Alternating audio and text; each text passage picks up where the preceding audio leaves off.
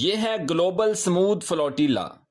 دنیا کے 50 سے زائد جہاز، 700 کارکنان، 45 ملکوں کی نمائندگی ایک ہی مقصد کے لیے، غزہ کی ناکہ بندی توڑنے کے لیے، مظلوموں تک امداد پہنچانے کے لیے۔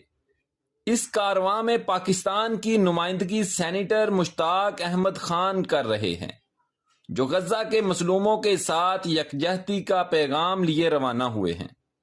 راستے میں ڈرون حملے اور اسرائیلی دھمکیاں، مگر حوصلے بلند، جذبہ زندہ ہے۔ یہ صرف امداد کا سفر نہیں ہے، بلکہ ایک عالمی پیغام ہے۔ انسانیت ظلم کی دیواریں توڑ دے گی۔ مسلمانوں کی ذمہ داری ہے کہ آواز اٹھائیں، مدد کریں اور حق کے اس قافلے کے ساتھ کھڑے ہوں، کیونکہ غزہ صرف فلسطین کا نہیں، امت مسلمہ کا درد ہے۔